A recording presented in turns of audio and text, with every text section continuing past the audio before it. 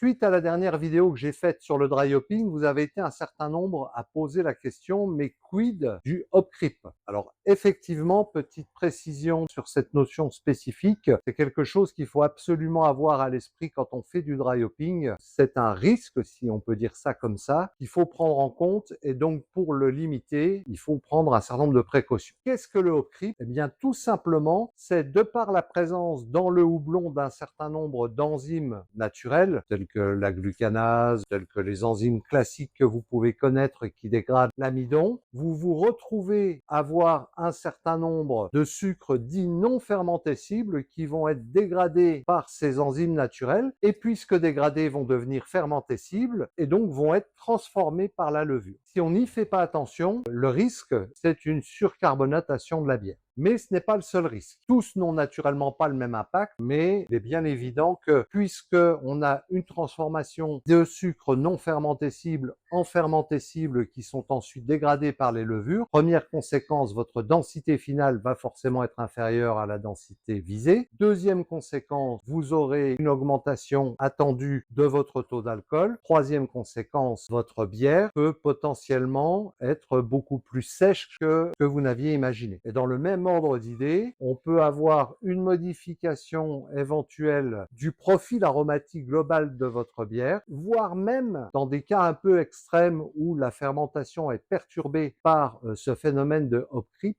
une production diacétyl et donc un petit goût beurre qu'on ne souhaite peut-être pas avoir dans sa bière, résultant de cette fermentation qui finalement ne se déroule pas dans de bonnes conditions. Pour remédier ou pour essayer de se prémunir contre ce problème de hop creep, il y a un certain nombre de précautions à prendre. C'est un sujet qui a été extrêmement bien renseigné, notamment par des chercheurs américains. C'est d'ailleurs aussi ce qui a donné naissance aux extraits de houblon, aux houblons cryo, etc., pour tenter de limiter ce genre de phénomène. Mais vous, de votre côté, si vous travaillez avec du pellet de houblon, vous devez, premier point, absolument vérifier votre stabilité de densité après dry hopping. Souvent, l'indicateur, c'est une perte de quelques points de densité. Deuxième point, si vous faites du dry hopping, veillez à faire une purge d'un volume maximum de houblon dans les 2-3 jours qui suivent. Et surtout, une fois que vous avez fait votre dry hopping, enchaînez très rapidement avec votre cold crash à très basse température. Voilà, j'espère que j'ai répondu à la question qui était posée. Et n'hésitez pas, s'il vous reste quelques questions, posez-les en commentaire et n'hésitez pas à vous abonner à notre chaîne.